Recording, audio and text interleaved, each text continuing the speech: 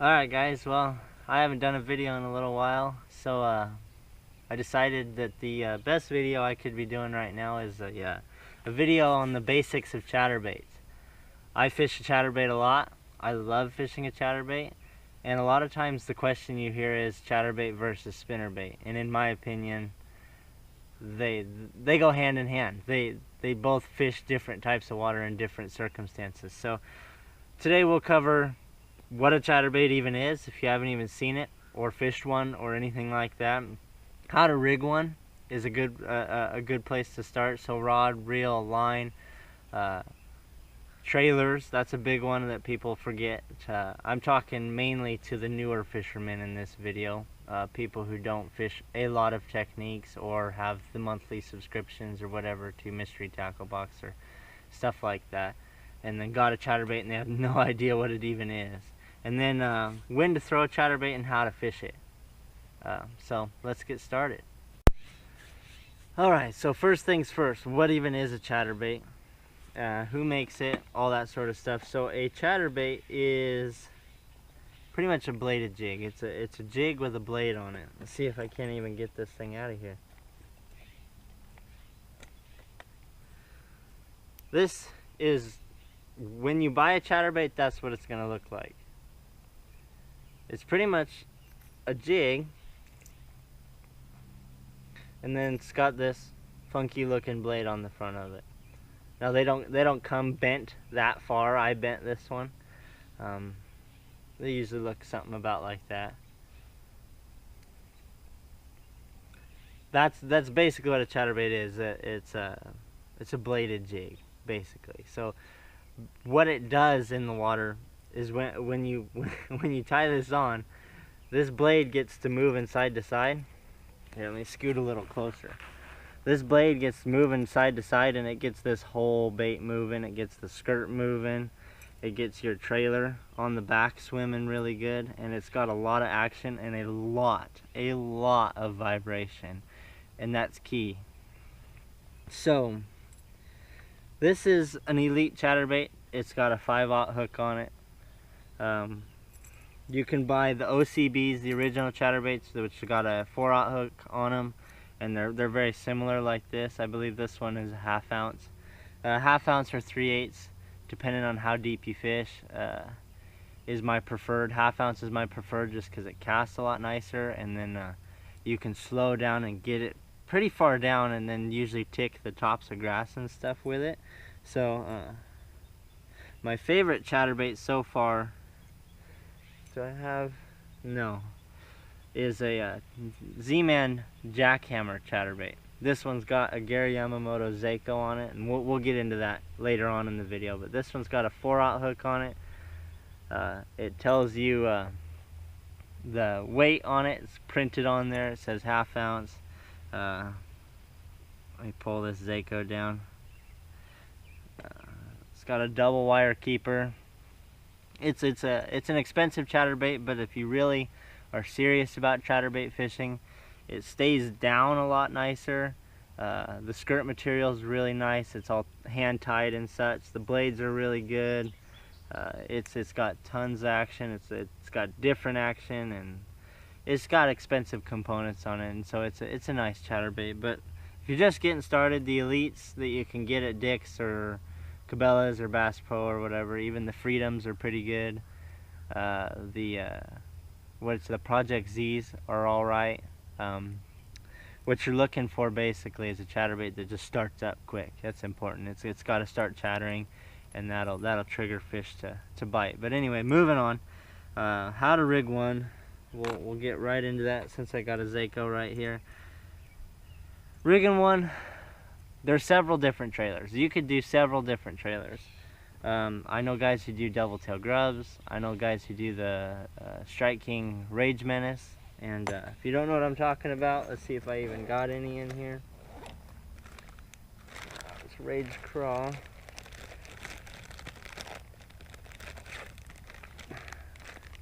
Here's some Menace Grubs.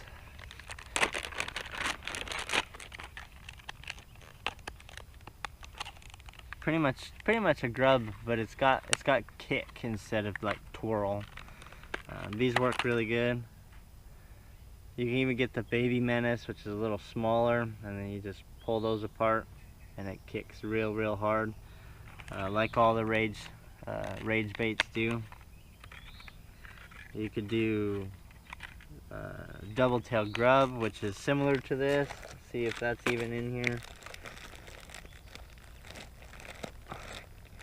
I don't believe that I've got double-tailed grubs in there. Similar deal. They kind of twirl instead of kick. Yeah. No double-tailed grubs. But ideally, what you're doing is you're fishing for bass that are eating other bait, other fish. Generally, that's when a chatterbait's going to excel the most. That's when you're going to get the most bites on a chatterbait. And my favorite time to throw a chatterbait is during the bluegill spawn. Anywhere from May to June, depending on where you live. I live in the Northwest, so the spawn takes place mostly at the end of April, most of April and the start of May, and then they start pulling into post spawn and really feed on gills pretty hard. Bluegills, that is, and sunfish and stuff like that. During May and June especially, and that's the time that you can really get some good chatterbait bites and some big chatterbaits bites. A lot of people don't realize these chatterbaits, they catch big fish. I've already caught a 5-pound 13-ounce fish. If you want to see that fish, check out my Instagram. But I caught a 5-pounder already this year on a chatterbait. They catch good fish and they catch big fish, and you can even fish chatterbaits that allow you to fish bigger profiles. You can fish chatterbaits that allow you to rig it up weedless like this. This is the Z-Man Freedom. I mean, look at how big that profile is. I mean, if you live and you're fishing around some fish that are 2.5, 3 pounds or better, this is a money bait right here. So, how to rig it? Generally speaking, I want to throw my chatterbait on like a lighter medium heavy, or even a medium action rod.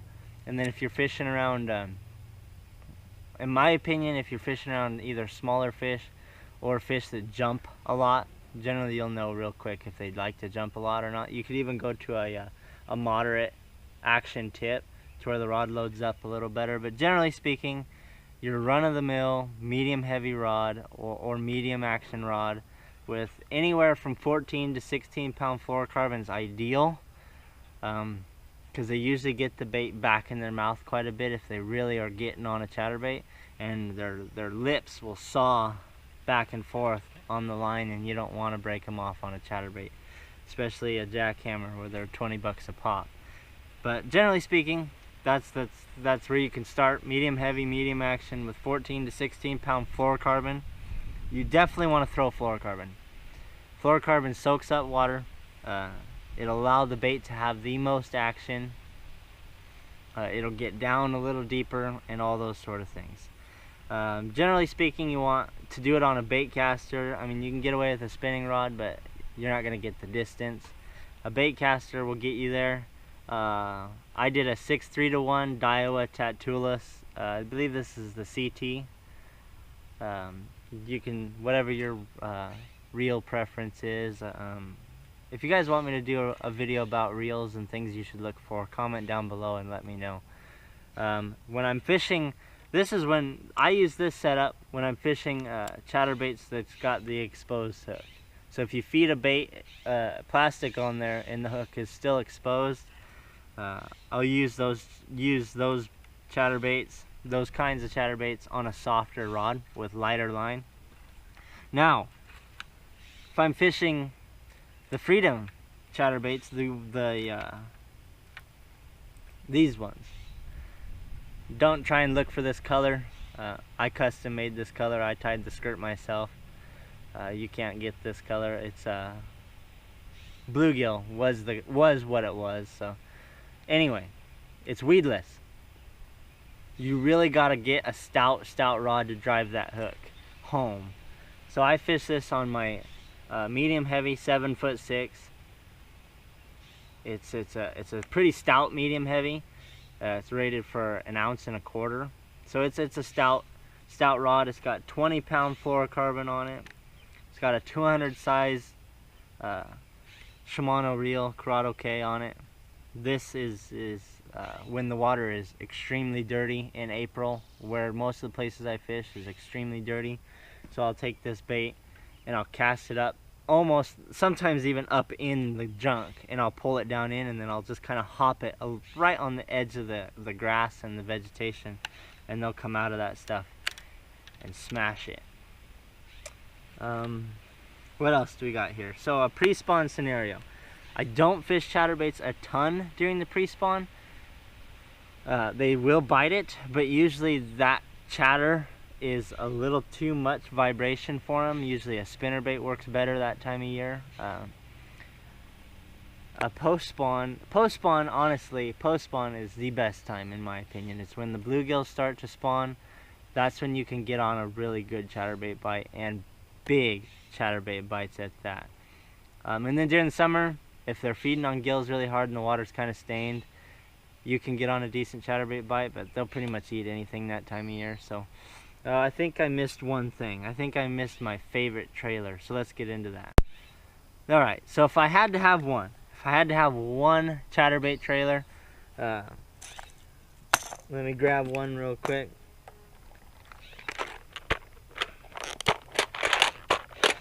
Personally, I absolutely love throwing these. It's the Gary Yamamoto. They call it a Senko. And the tail is kind of an interesting bait. It's a plastic, it's pretty tough, it's pretty stout, so you're not going to use a lot of them. The tail's got just a little bit of rivet, so it catches water a little bit. But if you were to put this on just a regular swim bait hook, I mean, it's just dead action. It's not going to swim. It's designed, literally designed to be on the back of a chatterbait. When you get this on the back of a chatterbait, here, I'll rig one up. Where's my chatterbait at? We'll do two and one here. I'll show you how to rig it up and talk about my favorite trailer.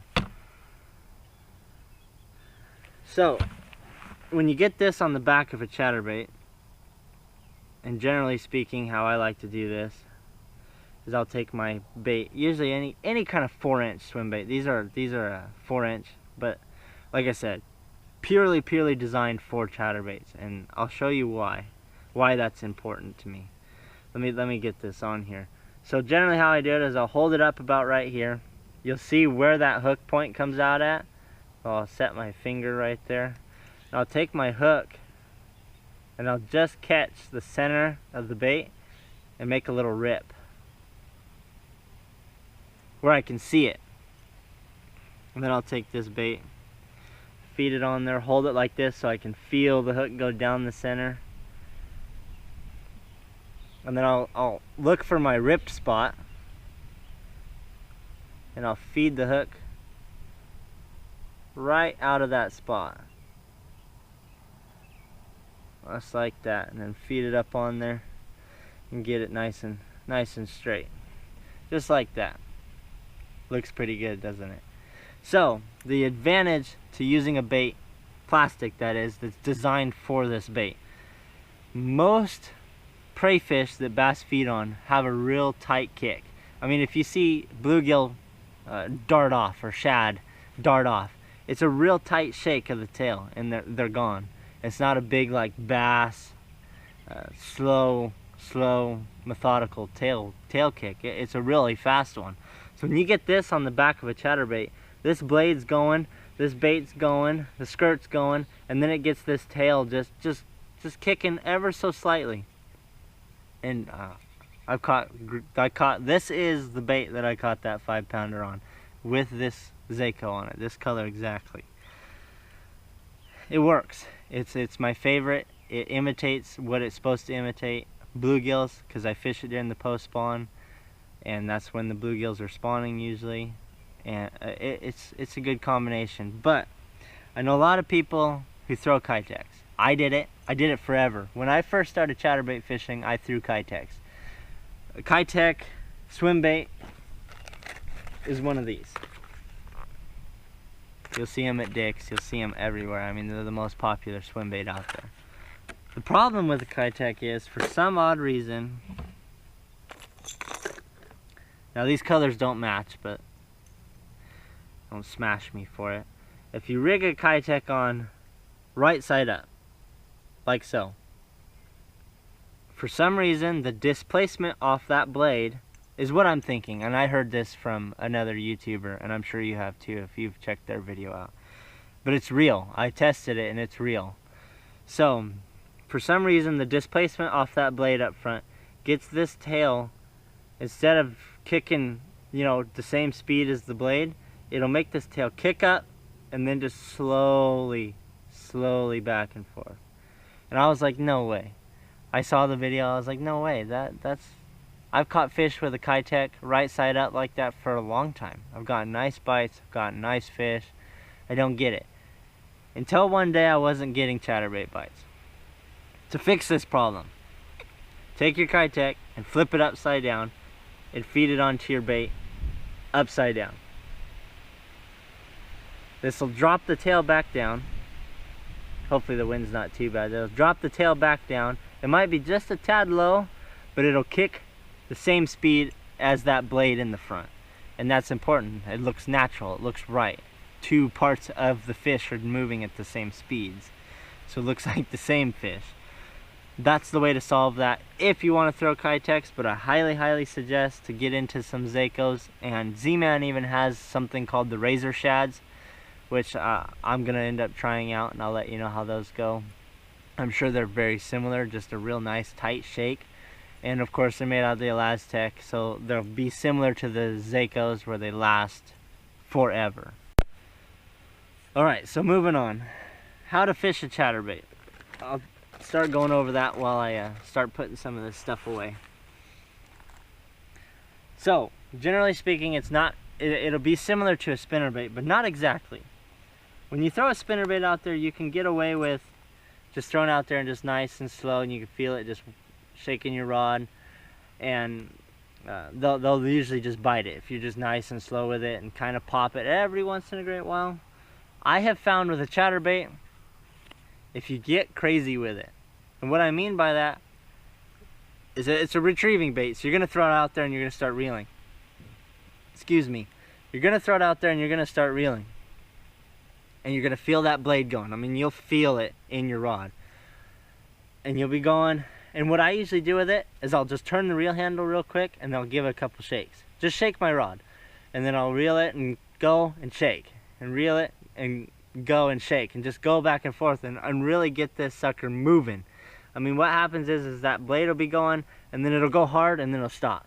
And then it'll go, and it'll go hard and it'll stop. And that's what I mean by having a good chatterbait that starts up quick. It's important to have it to start up quick so you can do that.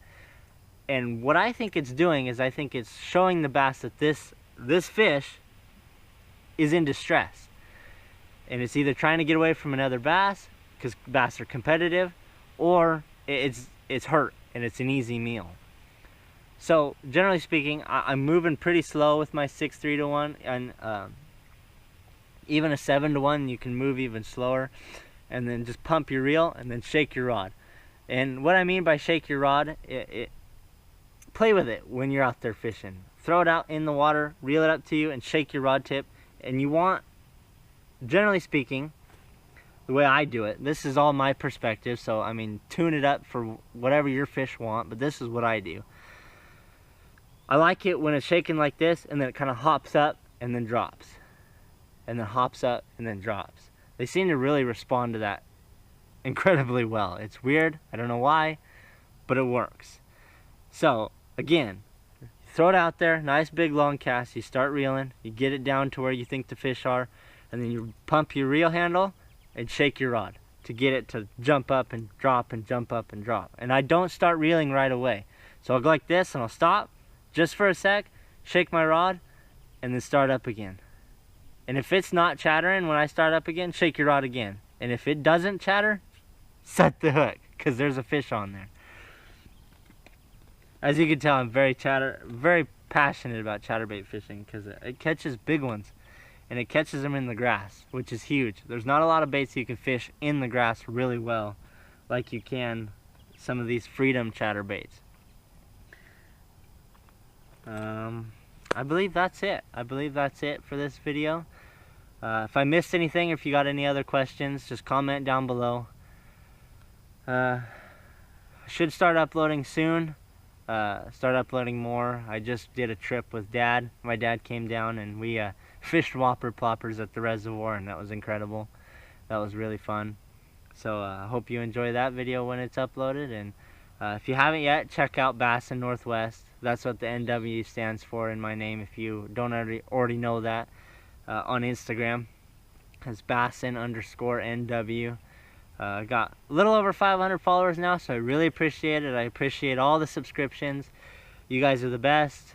I would love nothing more than to make fishing a career at some point in my life. I'm already working on a career, just working already.